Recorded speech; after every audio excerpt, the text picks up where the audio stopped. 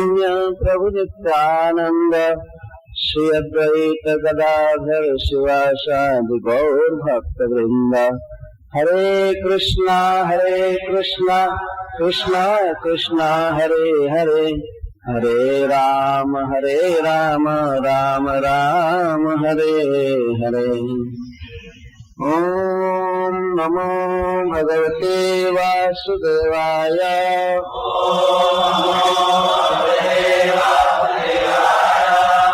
ओम नमो भगवते वासुदेवाय।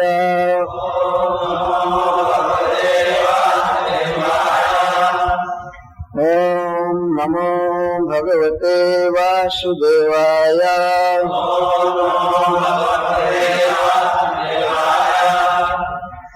नमामि ईश्वरं सच्चिदानन्दरूपं लसत्कुण्डलं गोकुले विराजमानं यशोदाधिया उलूखलात् धावमानं परामृष्टम्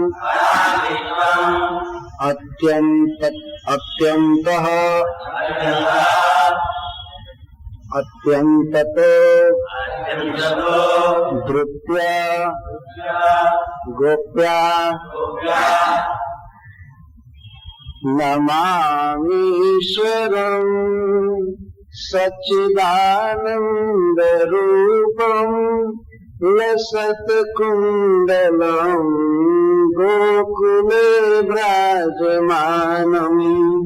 नमामीश्वरम्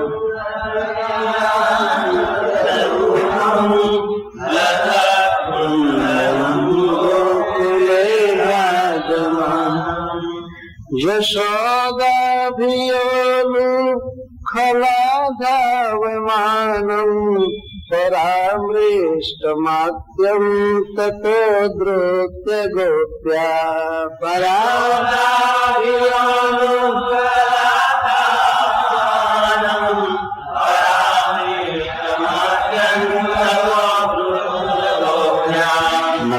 नमामीश्वरं सच्चिदानन्दरूपम् लसत्कुण्डलं गोकुले विराजमानम्।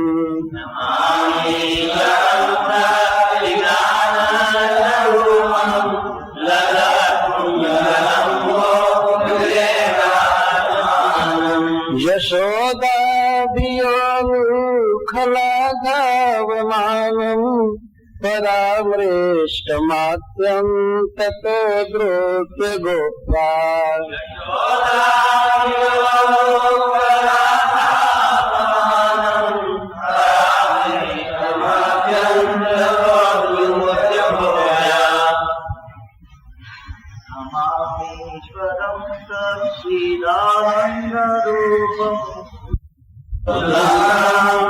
जो रो रहे हैं सत्यव्रत मुनि ने इसकी रचना की है।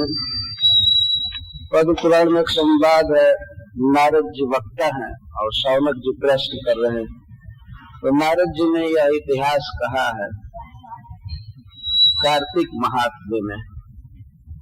पद्म पुराण में एक खंड है कार्तिक महात्म्य, तो उसमें सत्यव्रत मुनि किस प्रकार भगवान के दामोदर स्वरूप की उपासना करते हैं और क्या स्तोत्र पढ़ते हैं इसको दिया गया है। यह स्तोत्र बहुत प्रसिद्ध है और सारे विश्व में कार्तिक के महीने में यह स्तोत्र गाया जाता है।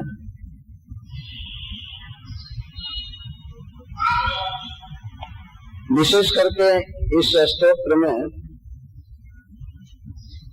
भगवान जो उखल में बांधे गए हैं इसी दृश्य का स्मरण करते हुए उन्हें प्रणाम किया जा रहा है। नमामि ईश्वरम कथम भूतम ईश्वरम सच्चिदानंद रूपम, जिनका रूप जिनका श्री विग्रह सच्चित आनंदमय है, कोई भी सामान्य बालक नहीं है।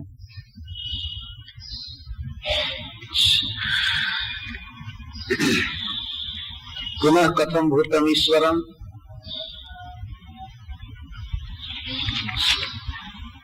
लसत कुंडलम,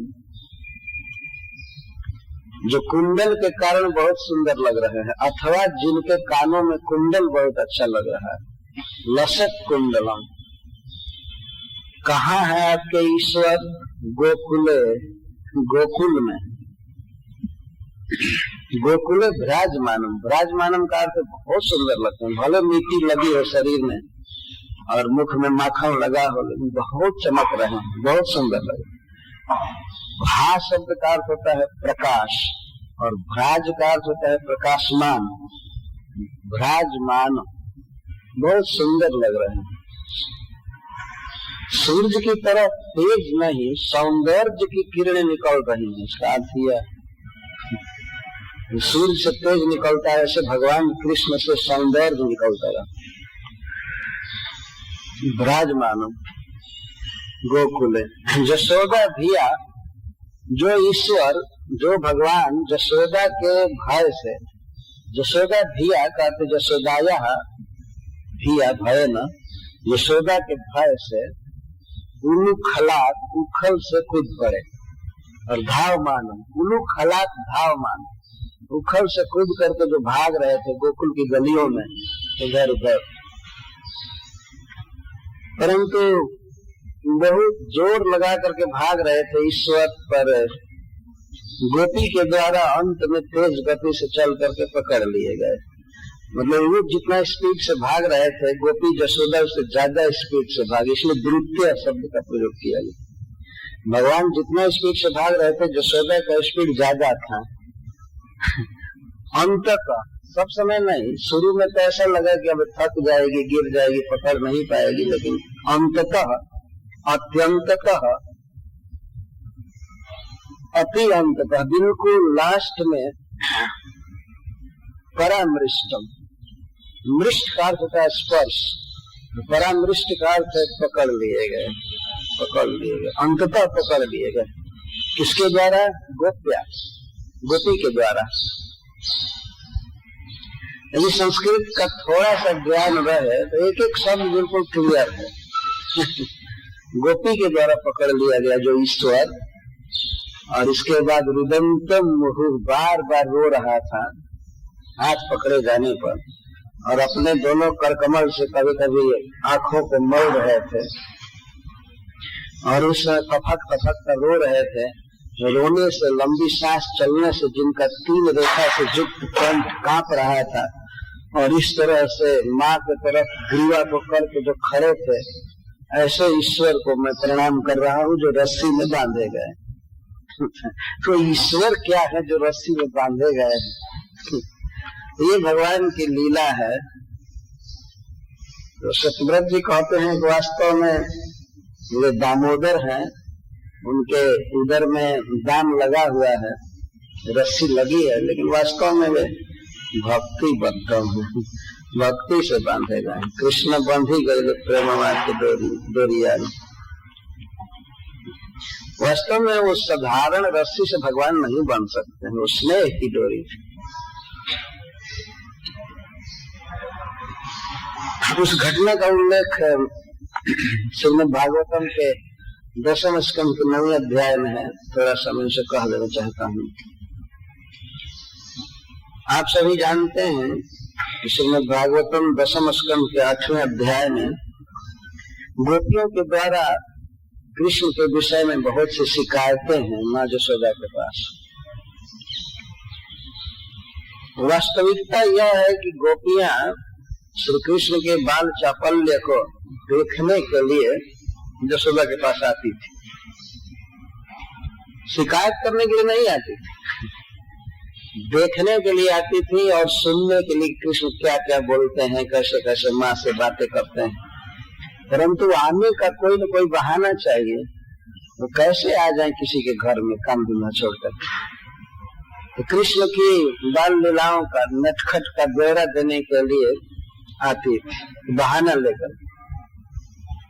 तो वह करके कहती थी, देखो माँ, यह है आपका बेटा, वत्सान मुंचन क्वचित समय क्रोश संजात हास। यह असमय में गाय के बछड़ों को खोल देता है। बछड़े प्राय बंधे रहते हैं, लेकिन जब गौएं वन से लौटती थी उस समय अथवा दिन में भी कोई गाय घर पर रहती थी तो उसके बछड़े को असमय में खोल देता है। असमय वत्सन मुंचन, क्यों? श्री कृष्ण का किया कला थी, वे जानते थे कि बछड़ों को जब खोल दिया जाएगा वो गायों को पीने लगेंगे, तब गोपियां अपने अपने घर से निकल करके बछड़े को पकड़ने की चेष्टा करेंगी, घरों से निकल कर। तो उस समय हम लोग जा करके घर में माखन की चोरी करेंगे। जब तक तो घर में है तब तक चोरी करने का कोई अवसर नहीं मिल पाता। चोरी का एक तरीका था, एक ही समय में 10, 20, 50 बछड़े खोल करके भगा। तो सब हल्ला होता तो बछड़े खुल गए। गोपियां सब अपने घर से दौड़ती थी इधर उधर बछड़ा रोकने के लिए, कोई दुहने लगती थी, कोई कुछ। और उसी समय सब ग्वाल सखा घरों में घुस करके और माखन खाने लगते थे।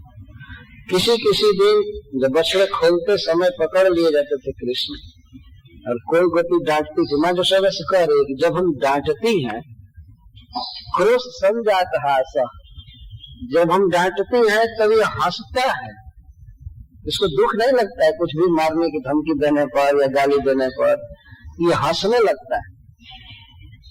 और माँ तर्क क्या करता है, तर्क देता है तुम्हारे बछड़े को खोला हूं कि अपने बछड़े को? तुम्हारे बछड़े को खोला ना, तो तुम्हारा बछड़ा गाय का दूध पिएगा, बलवान बनेगा, तो क्या मेरे काम में आएगा कि तुम्हारे काम में आएगा?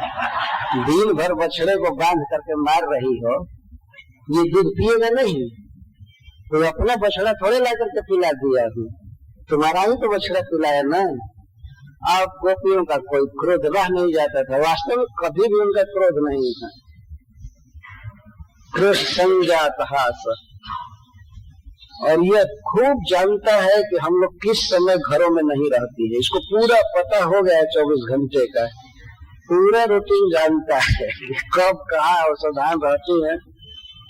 अच्छा, रानी जी अकेले आता तो कोई बात नहीं, कितना खाएगा, छोटा सा बालक है, लेकिन इसका पूरा दल है पूरा दल है। अच्छा, उस पर भी माँ जो सुबह कहते जाने दो माखन ही खा गए, तो खा जाए इसके लिए थोड़ा चिंता है। ये जितना खाता है उससे तो 100 गुना ये बानरों को और इधर उधर फेंक देता है, और बर्तन भी फोड़ देता है, भांडन भी नपती, बर्तन भी फोड़ देता है, और बच्चों को चीटी काटता है, उनकी शिखा को बांध देता है, जब उठते हैं तो रोने लगते हैं बच्चों को तंग कर देते और जिस घर में माखन नहीं मिलता है, थोड़ा ऊंचा रहता है, तो उसके लिए उपाय रचता है, पीढ़ों को ऊपर करता है अथवा किसी गोप के पीठ पर चढ़ करके। तो माँ ने कहा कि थोड़ा और हाई रखो, थोड़ा और ऊंचा रखो, कितना उपाय करेगा? नहीं, जहां पर इसका हाथ नहीं पहुंच पाता है तो नीचे डंडे से उसमें छेद कर देता है और मुख रोकता है ऐसे सभी बारी बारी से मुख रोक रोक करके पीते हैं, खाते हैं। कैसे पता लग जाता है कि इसमें तुम्हारा माखन रखा हुआ है? क्या कहें माँ जी, वो जो माखन है स्निग्ध होता है, जहां तक बर्तन में रहता है तो सिक्त हो जाता है, तो उसको पता लग जाता है कि यहाँ तक भींगा हुआ है ये जरूर ताजा माखन है, इसमें चाहे यह है वह है, ऐसे है ऐसे है, बहुत उपाय करता है। और तो माँ जो सुबह ने कहा किसी तरह से उसको दूर करो, ढक करके रखो, दूर करो, तो कहती दूर भी कैसे रखें? जिस घर में माखन नहीं मिलता है उस घर को इतना साफ देता है, कहता है इसमें दरिद्रता का निवास है और कल इस घर को जला दूंगा, बाप रे बाप, यहाँ मेरे खाने के लिए कुछ भी नहीं मिला। तो इस डर से हम लोग ठेके को थोड़ा कम ऊंचा रखते हैं, हम लोगों को इसके लिए रखना पड़ता है, नहीं रखने पर इतना गाली देता है, इतना गाली देता है और वास्तव में जो लोग भगवान को भोग नहीं लगाते हैं उनको कृष्ण बहुत गाली देते हैं, और भगवान के अभिशाप से ही घर में दरिद्रता बसी रहती है। भगवान के खाने के लिए हमेशा रहना चाहिए भोग लगाना है बार बार। तो जिन घरों में नहीं मिलता है वहां पर इस तरह से करता है। और दूसरा उत्पाद करता है कि जिस घर में माखन नहीं मिला तो उस घर में लिपे पोते स्थान पर देवताओं के स्थान में जाकर पेशाब कर देते, इतना उत्पाद कर रहा है। और यहाँ पर देखिए आपके सामने ऐसा साधु जैसा है, ऐसा साधु जैसा है। गोपियां भगवान श्री कृष्ण के मुख को देख रही थी, वही देखने के लिए जाती थी। और श्री कृष्ण अपने माँ का आंचल पकड़ करके पीछे छिपे रहते माँ के पास, और देखते हैं कि माँ का क्या रिएक्शन होता है। लेकिन गोपियां कितना भी उलाहना देती हैं तो माँ सख्त कार्रवाई नहीं करती है, वो हंसने लगती है। अच्छा ऐसा किया, अच्छा ऐसा किया। यह सुनते ही कृष्ण सामने आकर के गोपियों को कहते हैं लाहना दे रही, लाहना दे रही, आखिर मेरी माँ है ना, मुझे थोड़े मारेगी। और यही देखने के लिए गोपियां रोज जाती। लेकिन इसके बाद श्रील सुखदेव गोस्वामी जो कथा चालू कर रहे हैं तो उसके कथा के उपक्रम में प्रारंभ में श्रील सनातन गोस्वामी पाद जी लिखते हैं कि गोपियों का बार बार उलाहना आने से माँ को चिंता होने लगी कि मेरे पुत्र का स्वभाव बिगड़ रहा है, आदत बिगड़ रही है। हमारे घर में इतना दूध है, माखन है, दही है, घी है, सब भरा पड़ा है, और ये एक राजा का पुत्र है, मेरा पुत्र है, दूसरे के घर में जा करके खा रहा है, वो भी चोरी करके। यह ठीक नहीं, इसकी आदत बिगड़ती जाएगी। आज माखन चुरा रहा है तो कल दूसरा भी चुराएगा, किसी का आभूषण चुराएगा, कपड़ा चुरा सकता है। तो जब चोरी की आदत है तो आज तो बच्चा है, बुद्धि नहीं है, तो धन चाहिए, यह चाहिए। जैसे जैसे बुद्धि विकसित होगी तो फिर आगे के निर्वाह के लिए धन चुराएगा, आभूषण चुराएगा।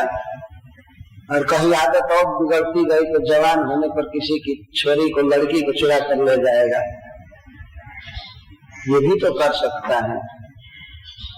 तो माँ को बहुत चिंता हो गई अपने पुत्र के प्रति। माँ यशोदा पूर्ण कृष्ण स्नेहमयी है, कृष्ण के सेवा के अलावा, स्नेह के अलावा माँ के शरीर में कुछ भी नहीं। जो भी सोच रहे थे कृष्ण के हित के लिए, अपने बच्चे को ठीक करना चाहिए, दूसरे के घर में नहीं जाने देना चाहिए। तो उसने बहुत मनोयोग के साथ यह निश्चय किया कि लगता है कि मेरे घर का माखन अच्छा नहीं होता है। यदि हमारे घर का माखन अच्छा होता तो मेरा पुत्र दूसरे के घर के माखन के स्पेयर क्यों करता, क्यों चाहता। वह विचार करके एक दिन सोची कि अब ऐसा माखन उत्पन्न करूंगी, ऐसा माखन उत्पन्न करूंगी कि कृष्ण दूसरे के घर में जाने का नाम नहीं लेगा। अपने घर में जब माल मिलेगा खाने को तो दूसरे के घर में क्यों जाएगा। ये माँ ने सोचा, बहुत अच्छा सोचा। तो इसके लिए एक दिन माँ ने पद्मगंधा गाय का दूध मंगाया। ब्रज में कुछ स्पेशल गौएं रहते थे जिनके शरीर से कमल की गंध निकलती, पद्म की गंध, उन्हें पद्मगंधा गाय का। और उन गायों को स्पेशल चरागाह में चराया जाता था, जहाँ की घास, सुगंधित घास, कोमल कोमल। जैसे आजकल के लोग जो ये डेयरी देखते हैं, गौएं बंधी रहती हैं और चीज खाते रहते हैं, अनाज वगैरह, वो लोग कल्पना नहीं कर सकते हैं कि गौएं घास खा करके कितना सुखी होती हैं, चर करके खास करके अपने मुख से। तो सुगंधित गायों को घासों को खिलाया जाता, चराया जाता था उन गौओं को। उनका दूध लेकर के वो औंठने का तो गर्म करना, बार बार गर्म करना, गाढ़ा करना। इसके बाद उसमें जामन दिया और दीपावली के दिन भोर में वह स्वयं ही दही मथने लगी। इंद्र पूजा का दिन था, एक दिन के बाद ही। तो इंद्र पूजा की तैयारी चल रही थी, बहुत वर्ष वार्षिक नियम था। तो घर की दासियों को माँ यशोदा ने अन्य कार्यों में लगा दिया कि अब तुम लोग दूसरा काम देखो, और कृष्ण के लिए मैं दही मथूंगी। कार्य की निर्विघ्न समाप्ति के लिए और माखन अच्छा होना चाहिए, इसके लिए माँ ने रेशमी साड़ी पहना।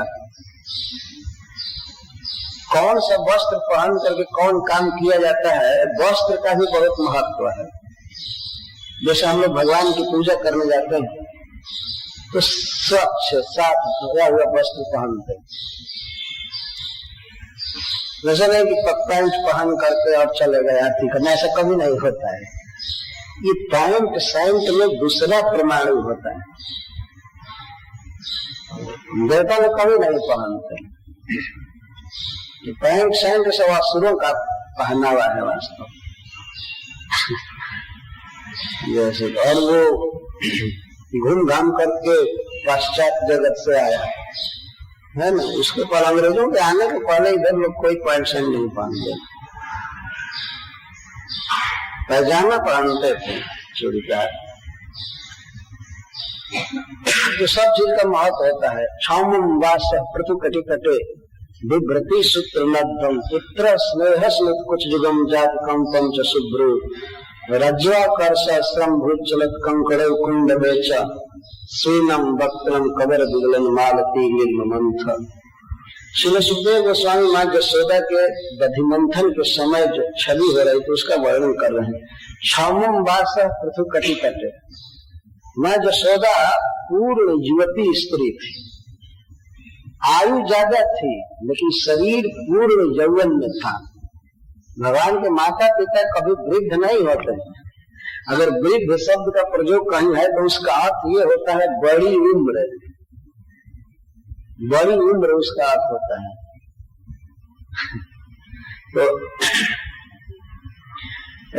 शरीर बुरा नहीं होता है, पूर्ण ज्योति है, उसके बड़े बड़े नितंब हैं और कमर में लहंगा कस करके बांधी थी। क्षौमं वास पृथु कटे कटे विभ्रति। पृथु कटी कटे, कटी कमर को कहते हैं और तट का नीचे नितंब, ऊपर पर छीण होता है, उधर कटी। और तो पृथु नितंब पर वह रेशमी लहंगा कस करके बांधी थी। क्षौमं वास पृथु कटी कटे विभ्रति सूत्र नद्धम। सूत्र नद्धम खूब अच्छा से नद्धम करके बांधा हुआ, सूते से बांध ली थी। यह सूत्र नद्धम से तात्पर्य है करधनी, बेल्ट चौड़ा सोने का बांधी थी उसके ऊपर।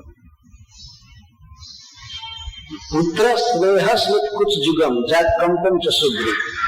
और माँ के दोनों स्तन चुचुआ रहे थे। कृष्ण के लिए दही मत रहे तो कृष्ण को दूध पिलाने के लिए दोनों स्तन उमड़ गए थे, तो स्तनों से दूध चू रहे थे। एक बहुत ही सुंदर भाव लिखा है भक्त ने कि माँ के दूध जो स्तन से चू रहे थे, तो वे दूध सोच रहे थे कि माँ आज ऐसा माखन निकालने जा रही है कि कृष्ण खा लेंगे माखन, उनका पेट भर जाएगा, तो आज हमको नहीं पिएंगे। तो दूध विकल हो रहा था, इसलिए बाहर आ रहा था कि माँ की दृष्टि पड़े। लेकिन माँ तो दही मथने में तल्लीन थी, तो दूध चू रहे थे, चू करके माँ के कंचुकी के ऊपर आ रहे थे। पुत्र स्नेह स्मित कुछ जुगम, पुत्र के स्नेह से दोनों चुचुआ रहे थे। जात कंपम च शुभ्रु, और स्तन में कंप हो रहा था। एक तो ऐसे चलाने से कंप हो रहा था, लेकिन कृष्ण आज हमको नहीं पिएंगे, माखन खाकर संतुष्ट हो जाएंगे, इस भय से स्तन कांप रहे थे। रज्जुआकर्ष श्रम भूत चलत कंकड़ कुंडले च, और रज्जु आकर्षित कर रही थी। आप सभी जानते हैं कि दही का बड़ा मटका होता है और उसमें मथानी होती है। मथानी को चलाने में दही को आंदोलित करना पड़ता है, तो मेहनत का काम होता है। देखने में लगता है कोई गोपी चला रहे, बहुत आनंद की बात है, लेकिन उसमें मेहनत लगता है, हाथ थक जाता है। मुझे याद है हम झारखंड पीछे में एक बार पहाड़ पर गए थे, एक जगह पर एक गोपी मथ रही थी अपने बच्चे को गोद में लेकर के। हम लोग टेप रिकॉर्डर लिए थे, हमको तो याद आ गया कि अरे भगवान इसी तरह गोद में कभी कभी रहते होंगे, माँ मंथन करती होगी।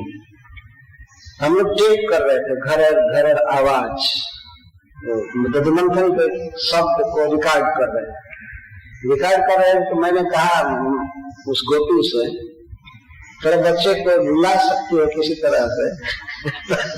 और ऐसे जब ही कहा तब ही बच्चा रोने लगा, ये करने लगा, वो भी आया हुआ है तेज में। तो हमारे देखो कृष्ण रो रहे हैं, कृष्ण रो रहे हैं। तो उससे हमने कहा कि भेजिए जरा हम मत हैं।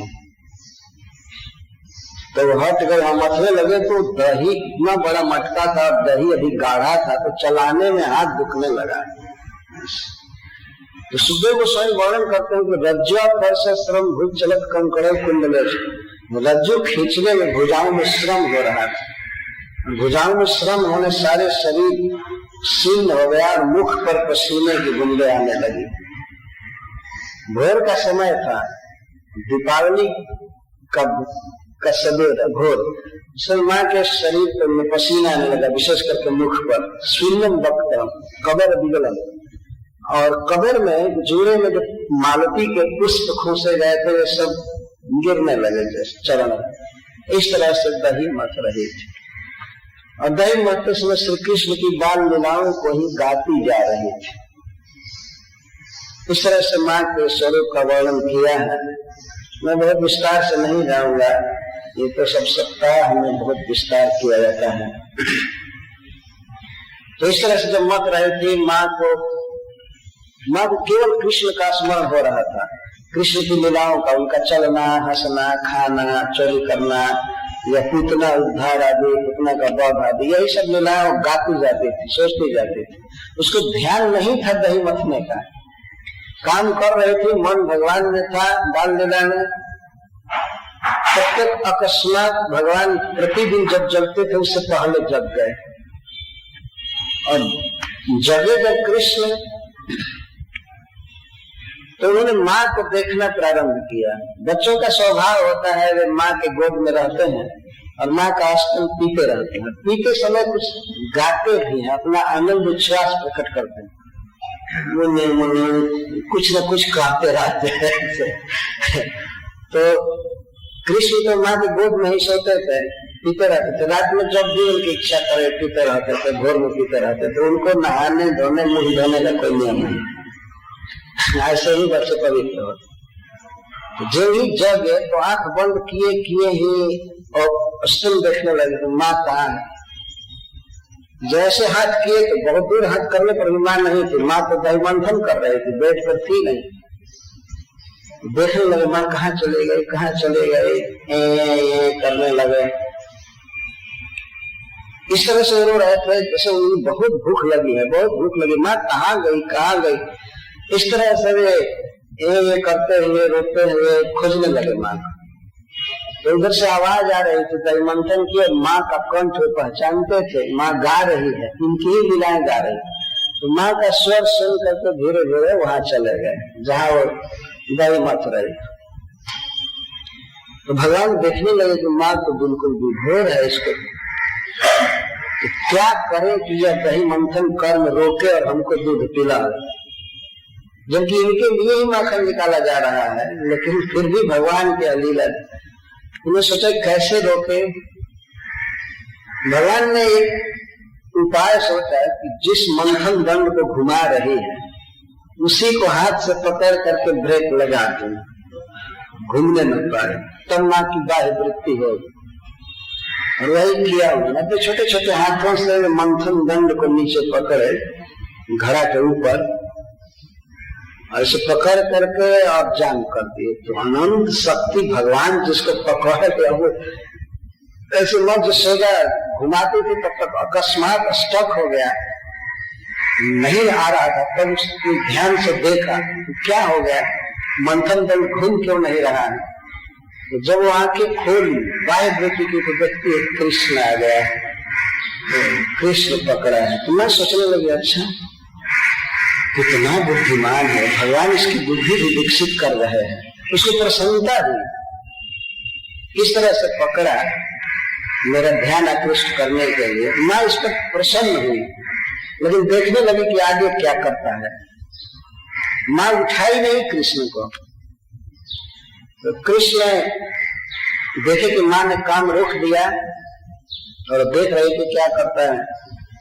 तो श्री कृष्ण इसके बाद माँ के हाथ को पकड़े, ऐसे ऊपर हाथ करके अपने हाथ को पकड़े और एक पैर खड़ा कर दिए मटकी के ऊपर और माँ का बांह पकड़ करके ऐसे और उसके गोद में चढ़ गए। माँ ने कोई प्रयास नहीं किया।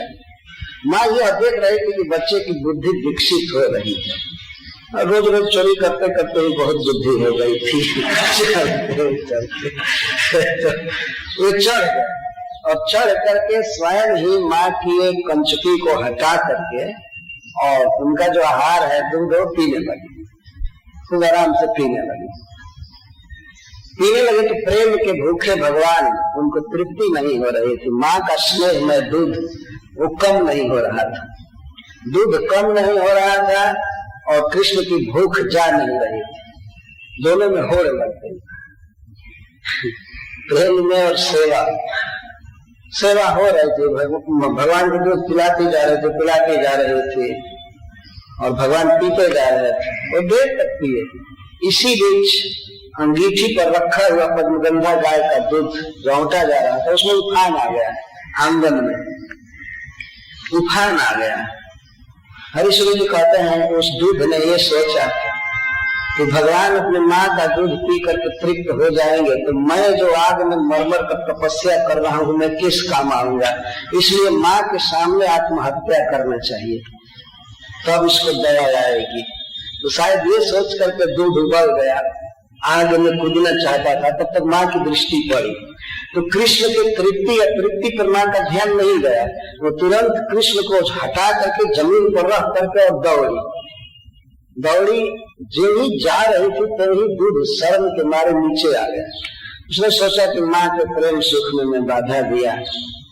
तो माँ ने देखा कि दूध औंटा जा चुका है तो उसको उतार करके रख। संत वल्लभाचार्य जी ने एक प्रश्न किया है कि कृष्ण को लेकर के ही क्यों नहीं गई। कृष्ण तो कोई इतना भारी नहीं थे, दूध उतारने तो कृष्ण को लेकर के गई होती। मतलब स्वयं उत्तर देते हैं कि नहीं, कृष्ण को लेकर के गई होती तो जाने में कृष्ण के ओठों में लग जाता, शरीर दुख होता, या यह भी उतने वेग से नहीं जा सकते, तो इसलिए कृष्ण को उतार करके गई। अब भगवान को क्रोध आ गया, बाप रे बाप, मेरी तृप्ति पर इसका कोई ध्यान नहीं है। थोड़ा दूध जल ही जाता तो क्या हो जाता, इतना दूध भरा पड़ा है घर में और थोड़ा सा दूध बचाने के लिए मेरी इतनी भारी उपेक्षा की। ये बच्चे भी मान चाहते हैं, वास्तव में छोटा छोटा होते हैं लेकिन वो भी बहुत बड़ी बड़ी बात सोचते हैं। क्यों हमको गोद से उतारी, क्यों नहीं पीने दिया, थोड़ा सा दूध बचाने के लिए और हमारा तिरस्कार कर रही है। तो तुम्हारा तिरस्कार क्या 2 मिनट के बाद आकर के पिलाएगी, फिर तो उसको आकर के पिलाना ही था। लेकिन भगवान इसी पर लीला के क्रोध आ गया, दिव्य क्रोध, लाल लाल ओठों का स्पर्श करके क्रोध धन्य हो गया। ऐसी प्राकृतिक क्रोध भगवान में संभव ही नहीं है, लेकिन क्रोध की मुद्रा देखने लगे, ओठ फड़कने लगे भगवान के क्रोध से। इस तरह से कंजूस बन रही है, थोड़ा सा दूध की हानि नहीं सह सकती और मैं अपना धाम छोड़ करके इसका पुत्र बना और मेरी इतनी उपेक्षा है, सब लोग सारा काम छोड़ करके मेरी सेवा करते हैं और मुझको फेंक करके जा रही है दूध बचाने के लिए। ठीक है, तो क्रोध आ गया। क्रोध आते ही अपने लाल लाल ओठों को, अधर को भगवान अपने उजले उजले दांतों से दबा दी। ये क्रोध का स्वभाव होता है, जब व्यक्ति क्रोधित होता है तो अपने ओठों को दबाता है। हरिश्री जी कहते हैं लगता था कि रजोगुण पर सतगुण शासन करने लगा है, ठीक नहीं है। लाल रंग रजोगुण का है और श्वेत सतगुण का, तो मानो भगवान के ओठों पर कंट्रोल कर रहा है सतगुण। क्रोध ठीक नहीं है। जो कुछ भी हो इस तरह से क्रोध में हो गए, अब चोहने लगे क्रोध में व्यक्ति होता है तो तोड़ फोड़ ही तो करेगा, और क्या करेगा।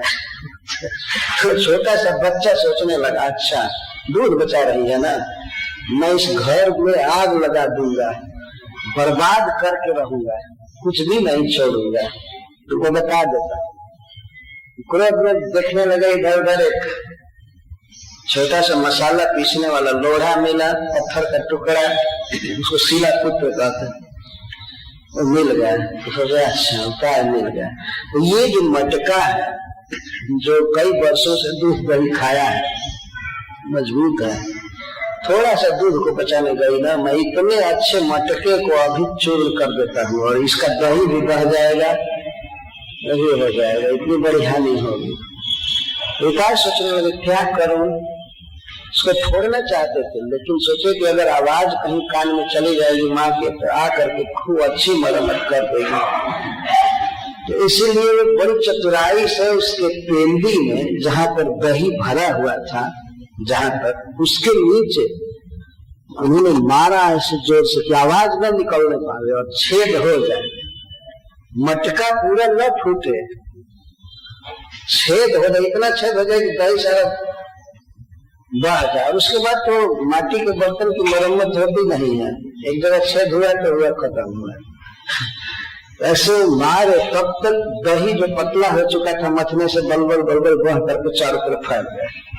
अब तो भगवान बड़े खेद में पड़े कि हम कहाँ भागे, अब कहाँ भागे, किस कहाँ जा। जो भगवान 3 पग में सारे ब्रह्मांड को नाप लिए थे, वे अब दही के क्षेत्र को नाप लांघने में समर्थ नहीं। अब क्या करें, अब क्या करें। तो सोचे कि माँ तो अब आने ही वाले है, तब तक उसी दही पर छप छप भागे, पैर रखते हुए भगवान का अद्भुत माधुर उस पर भागने लगे। भाग करके गए दूसरे घर में, जहाँ पहले का माखन रखा हुआ था उसको उतारे, पहले उखल को उल्टा किए, उखल को तुरंत उल्टा करके और ऊपर से उतार करके और खाने लगे। वो बानर जुट गए उसमें, उनको बांटने लगे और देखते जाते थे कि माँ आ रही है, माँ आ रही है। चौक विशंकित आंखों से देखते जा रहे थे, कभी खाने का नाटक करता, आंखों में आंसू भर गया था। ये दिखा रहे कि मैं भूख से मर रहा हूँ और फिर भी मेरी इसने उपेक्षा किया है, क्या करूं, बासी माखन खाऊंगा नहीं तो क्या करूंगा, जीऊंगा कैसे। वाह, इतना छोटा सा बच्चा, वास्तव में जो कुछ भी भगवान कर रहे थे वो भी माँ के प्रति स्नेह से कर रहे हैं। बच्चे जब इस तरह की बात माँ के साथ करते हैं तो माँ प्रसन्न होती है कि हमको, हमारे साथ इसकी प्रीति है, हमको अपना समझ रहा है, इसको विश्वास है कि माँ हमें मनाएगी, हमको मिठाई देगी, चाहे करेगी, वह करेगी। वास्तव में एक बहुत बड़ा सुख है इस संसार में। बच्चे जब बोलते हैं, स्पर्श करते हैं, रुठते हैं, तो उनको मनाने में बहुत बड़ा सुख मिलता है। ये गृहस्थों को इसका अनुभव होता है। एक कवि ने कहा है कि यदि इस संसार में अपनी रूठी हुई पत्नी को मनाने का सुख और रूठे हुए बच्चे को मना करके गोद में लेकर के उसका हंसता हुआ चेहरा देखने का सुख नहीं होता, तो कौन इस गृहस्थी को स्वीकार करेगा। ये 2 सुख है, अपने बच्चे को गोद में खिलाने का और अपनी रूठी हुई प्रिया को मनाने का, ये 2 सुख है। अन्यथा इस घर की हस्ती में कौन पड़ेगा। और वास्तव में बात बिल्कुल सत्य है। एक बार भगवान कृष्ण अपनी पत्नी से, रुक्मिणी जी से परिहास किए कि तुम हमको छोड़ दो, जाओ दूसरे को से विदा कर लो। फिर ऐसे अकस्मात कहने लगे, हाँ वैसे नहीं, हम तुम्हारी इच्छा पूरी नहीं कर पाएंगे, हम स्त्री में आसक्त भी नहीं रहते हैं, हमसे तो वही लोग प्रेम करते हैं जो फक्कड़ होते हैं, अकिंचन होते हैं, हमसे दूसरे लोग प्रेम नहीं करते। तो रुक्मिणी जी माँ ने पूछी तब आप विवाह क्यों किए हमसे। तो भगवान कहे कि हम तो केवल जरासंध शिशुपाल आदि का मान वर्धन करने के लिए तुमको लाए थे, तुमने हमारी तो यह शक्ति नहीं। तुम चाहती हो कि तुम्हारे जीवन में धन मिले, सारी इच्छाएं पूर्ण हो, तो किसी राजा से विवाह कर लो। विवाह में अगर नया कुछ खर्च लगेगा तो मैं भी मदद कर दूंगा। लेकिन अच्छा हुआ उस समय तुमने सोचा नहीं, कुछ भिखमंगों ने मेरी प्रशंसा कर दिया, नारद आदि ने, इसी आवेश में आकर तुम मेरे साथ विवाह कर ले। तुम तो रुक्मिणी की ये नहीं समझ पाई कि भगवान परिहास कर रहे हैं, वो तो गिर गई बेहोश होकर। फिर भगवान उठाए, उनके मुख को पोछे, केशों को ठीक किए, अपनी गोद में बैठा करके और लगे कहने, तुमने ये नहीं समझा कि मैं परिहास कर रहा हूँ। तो रुक्मिणी की पूछती है कि आप परिहास क्यों किए, ऐसा परिहास किया जाता है?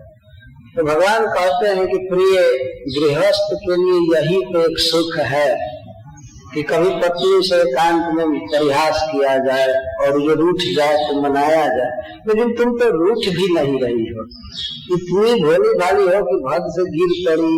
बताओ, मैं तो ये देखना चाहता था, भगवान कहते हैं कि मैं ये देखना चाहता हूँ कि जब मैं तुमसे ऐसी बात कहूंगा, कह रहा हूँ, तो तुम अपने ओठों को दांत से दबा लो, मेरे तरफ तिरछी चितवन से देखो और डांटो, कहो कि कभी ऐसी बात मत बोलना, ऐसा क्यों बोल रहे हो? मैं तो ये सोच रहा था, लेकिन हमको तो यह अभी सुख नहीं मिला, भगवान ऐसा कह रहे हैं। तो वहीं पर उन्होंने कहा है कि घर गृहस्थी में यह एक सुख है। तो इसी तरह से भगवान जो माँ के साथ व्यवहार कर रहे हैं, वास्तव में माँ को सुख दे रहे हैं इन व्यवहारों से। बाहर से देखने में लगता है कि ये क्रोध की लीला कर रहे हैं। तो दही के ऊपर से नन्हे पैर सजा करके माखन खाने लगे, एक उखल के ऊपर। माँ जब दूध उतार करके आई तो देखी कि मटका तो फूट गया है, दही फैल गया है।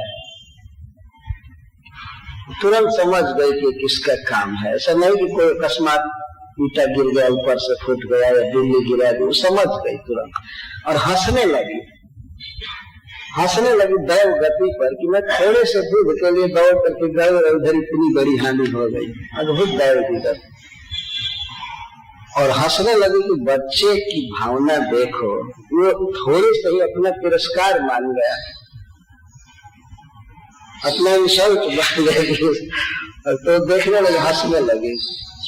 लेकिन माँ ने सोचा कि अब तक गोपियों ने कहा था कि हमारे घर का बहुत बर्तन फोड़ा है, लेकिन आज तो घर कहीं फोड़ दिया, सचमुच ये फोड़ रहा होगा, फोड़ते फोड़ते आदत हो गई है इसको, इसीलिए हाथ में छड़ी ले लिया, धमकाने के लिए, मारने के लिए नहीं। माँ कैसे किसी पर प्रहार कर सकती थी? वो तो पूर्ण स्नेहमयी है, केवल धमकाने के लिए हाथ में छड़ी लेकर के और दबे पैर से धीरे धीरे चलने लगे, जिससे उसका नुपुर न बजे। धीरे धीरे पैर रख रही थी। कहाँ गया? कृष्ण का अन्वेषण करने में माँ को कोई असुविधा नहीं हुई, क्योंकि चरण चिन्ह बता रहे थे कि वो वहां से कहाँ गए। तो उनको इतनी बुद्धि नहीं थी कि दही के ऊपर से भाग रहे हैं तो चरण की छाप पड़ती जा रही, और भगवान ये समझ रहे थे कि मैं तो सिक्योर हूँ, माँ मुझको नहीं देख पाएगी। और माँ चरण चिन्ह का अनुसरण करते हुए जा रहे थे धीरे धीरे, तो देखी तो एक उखल उल्टा करके उसके ऊपर बैठा है और छीके से मटका उतार लिया और खा रहा है और बांदरों को दे रहा है। तो पीछे पीछे और धीरे धीरे जाने लगे। तब तक कृष्ण ने देखा माँ को, देखते ही कह करके मटका छोड़ करके चले भाग। अब कौन खाने जाए, उसी को यहाँ लिखा गया, उल्लू खलात हाव मानो, उखल से बहुत जोर से भागे, रोते हुए गिड़गिड़ाते हुए भागे। तो भागे तो माँ भी पकड़ने के लिए चल दी, पकड़ने के लिए चली। पहले तो अपने घरों में, आंगन में इधर उधर भागते रहे। उसके बाद निकल करके गोकुल की गली में भागने लगी। भागते भागते श्री सुखदेव गोस्वामी वर्णन करते हैं कि माँ तो बिल्कुल थक गई, बड़ा शरीर था, और कृष्ण तो छोटी कार के समान भाग रहे थे, बहुत तेज गति से। तो वैसे भी सच्चिदानंद घन भगवान भाग रहे। माँ तो ये सोच रही थी छोटा बच्चा है, कितना भागेगा, अब पकड़ लूंगी, लेकिन बहुत देर तक भागते रहे। लेकिन अत्यंततः अंत में माँ यशोदा ने झपट करके कृष्ण को पकड़ लिया। भगवान ने देखा कि माँ थक गई है, तो स्वयं ही पकड़ में आ गए। कृष्ण पीछे देखते जाते थे, भागते जाते थे, और जब निकट देखे माँ को तो हाँफते जाते थे, फिर देखते थे, भागते थे, हाँफते जाते थे, हाँफते थे, उनके कंठ कांप रहे थे। भागते भागते अंत में भगवान ने यह नाटक किया कि मैं तो बिल्कुल थक गया हूँ। माँ गई और जा करके अपने बाएं हाथ से ऐसे पकड़ ली, हाथ को आगे करके पकड़, पीछे से नहीं पकड़ी, कृष्ण को चोट लग सकती थी, या मान लीजिए पीछे से कुछ पकड़ती है और कृष्ण झटका देता है तो उसके शरीर में। रो रहे थे, रुदंतम मुहुर्नेत्र जुग्म मृजंतम, बारंबार रो रहे थे, आंखों से आंसू पोंछ रहे थे।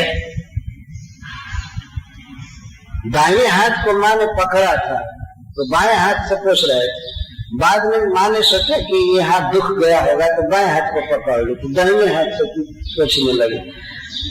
और कभी भी कृष्ण रोते थे तो माँ बड़े स्नेह से आंसू पोंछती थी।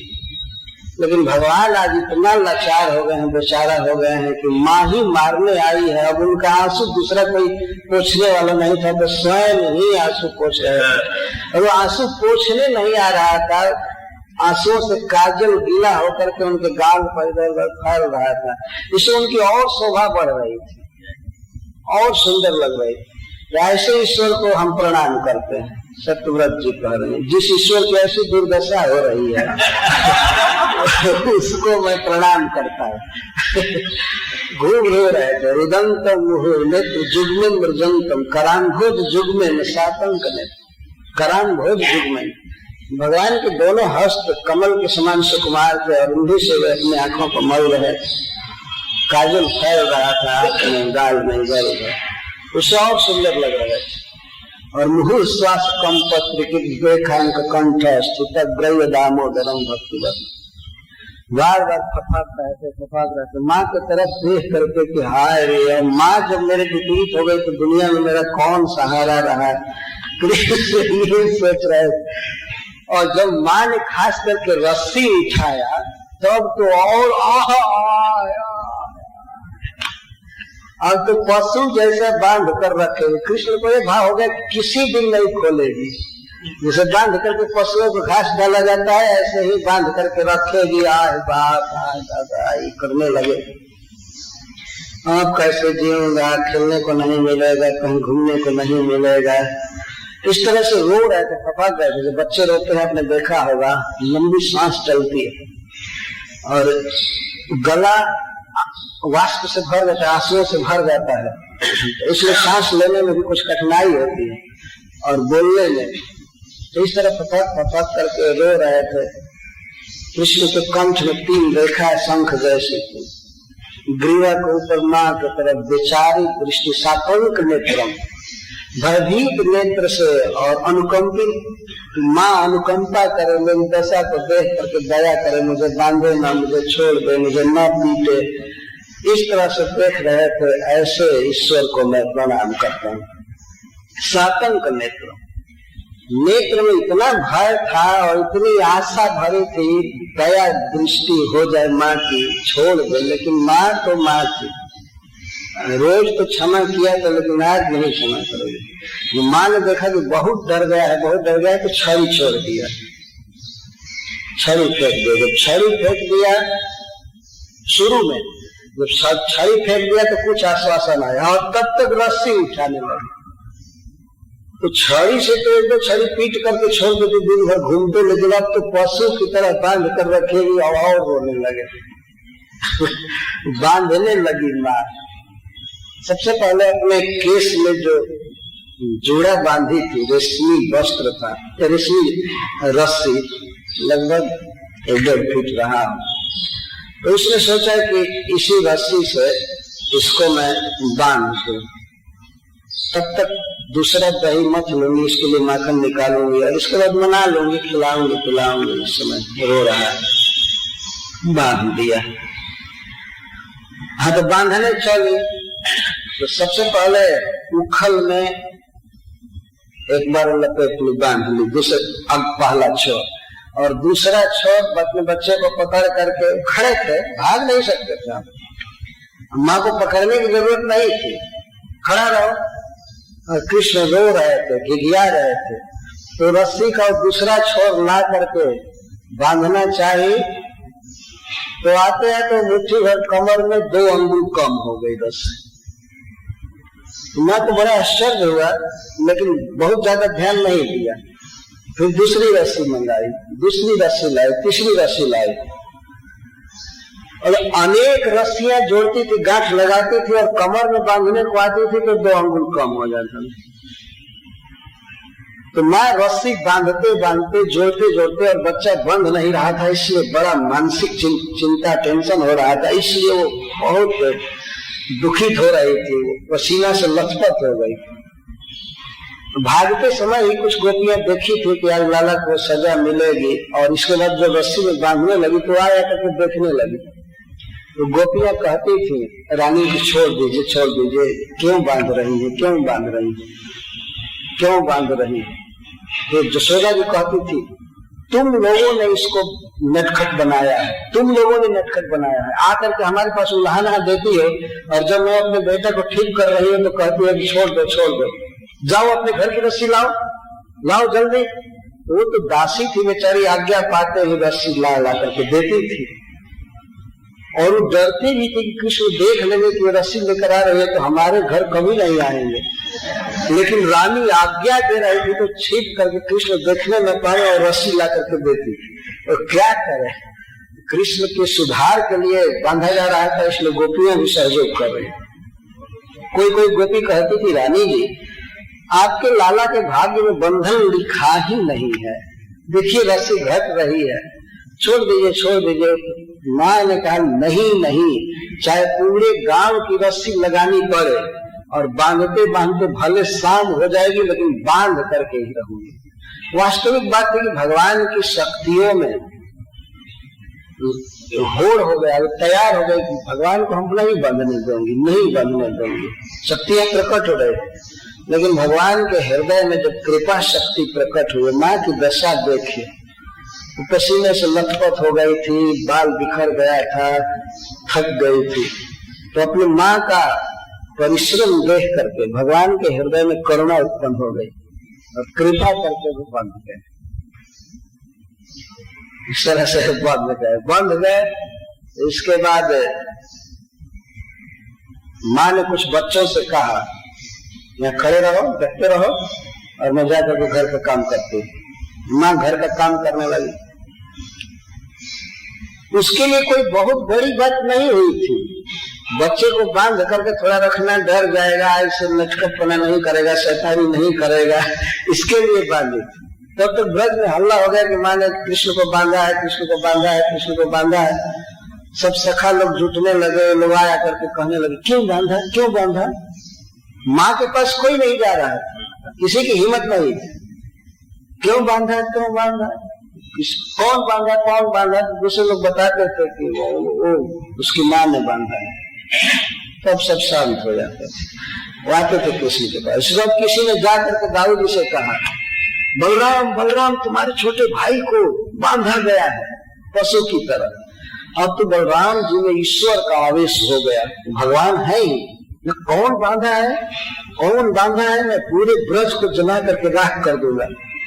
बोलते आते थे, जानते हो मैं कौन हूँ, मैं शंकरसों हूँ, मेरे एक फूंक से ब्रह्मांड जल कर राख हो जाता है, कौन बांधा है, कौन बांधा है।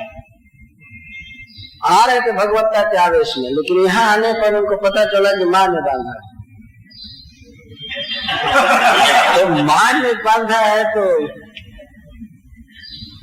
फिर भी माँ के पास जाकर कहने लगे, पास नहीं बंधन लगा, तुमने बांधा है, तुमने कृष्ण को बांधा है, जानते हो कौन है, जानती हो कौन है कृष्ण, तुमने किसको बांधा है, तुम समझती हो कि ये तुम्हारा केवल पुत्र है, यही है नारायण, यह भगवान है, यही सारी सृष्टि किया है, तुमने इसको जो बंधन लगाया है, तुमने बहुत पाप किया है, इसकी सब लोग पूजा करते हैं, ब्रह्मा जी पूजा करते हैं, ये करते हैं, यही सब अवतार लिए हैं, यही बड़ा अवतार लिए, नरसिंह अवतार लिए, ये लिए, ये लिए, ये लिए। इस तरह से बलराम जी कह रहे, तो तुम खोलो नहीं तो मैं ब्रज में आग लगा दूंगा, पृथ्वी पलट दूंगा। खोलते हो कि नहीं, खोलते हो कि नहीं, कृष्ण यह है वह। तो माँ घर के काम को रोक करके पूछी, और तुम कौन हो। ये तो नारायण है, ये तो भगवान है। और लाचार रो रहा है। ये नारायण की दशा है। नारायण दूसरे के घर में चोरी करता है, नारायण हो। और तुम कौन हो? बलराम जी कहते मैं संकर्षण हूँ, मैं शेष नाग हूँ, मैं ये हूँ, वो। कृष्ण जब जब अवतार लिए तो मैं भी आया, ये आया, वो आया। कृष्ण ये अवतार है, मैं ये अवतार हूँ, ये अवतार हूँ। तो माँ छड़ी दिखा करके कहती है देखो सारा अवतार मेरे ही घर में हो रहा है, दूसरे का घर नहीं अवतार लेने के लिए। अभी अगर ज्यादा बोले तो जैसे कृष्ण को बांधी है उसी तरह से बांध देंगे। तो भगवान जी कहते हैं खोल दूंगा, ऐसे कहते हैं। माँ से कहते हैं मैं खोल दूंगा, जैसे बच्चे कहते हैं। माँ कहते खोल दो, सास है तो खोल दूंगा। तो जरा चलो खोलने के लिए। तो श्री बलराम जी जब चलते हैं खोलने के लिए, माँ छड़ी लेकर आती है तो ये चले दूर भाग, तो नहीं खोलता, नहीं खोलता। फिर जब माँ घर के काम धंधा में लग जाते तो फिर बलराम जी आए कृष्ण के पास, कहते और बलराम जी की तरफ कृष्ण बिल्कुल दीन की तरह देख करके रोने लगे कि भैया अब इस विपत में तुम सहायता करो, अब तुम ही एकमात्र हो, अब हम क्या करें। लेकिन बलराम जी कहते हैं तो मैं क्या करूं, तुमको मैं कई बार कहा कि चोरी मत करो, कई बार कहा, मैं क्या करूं, जो किए हो वो अब हम क्या करें।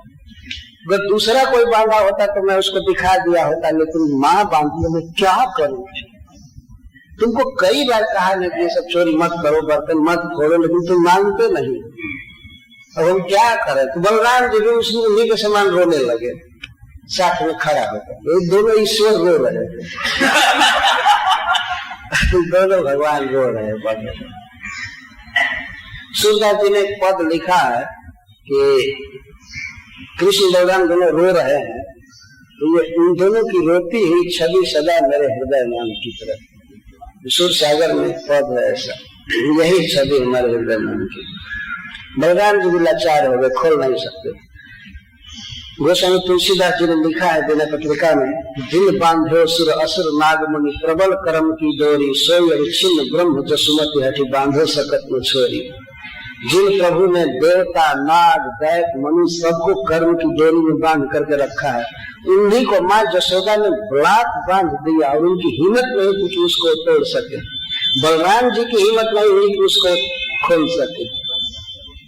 वो नंद बाबा आकर के खोलेंगे और कोई नहीं खोल सका, और भगवान का साहस नहीं था कि वो खोल लेते। उनको तो डर था कि खोलूंगा तो इस बार पिटाई खूब होगी और दृढ़ बंधन लग जाएगा, इसलिए वो तो खोलने का नाम नहीं लेते थे। यह है प्रीति का बंधन, स्नेह का बंधन। इसीलिए उखल में बंधे हुए भगवान की दामोदर की बारंबार प्रार्थना की जाती है।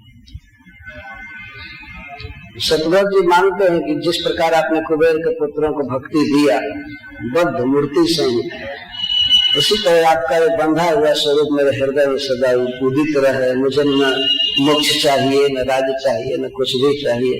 हे बाल गोपाल, आपकी अच्छा भी सदा मेरे हृदय में अंकित रहे, यही प्रार्थना करते हैं। हरे कृष्ण। धन्यवाद।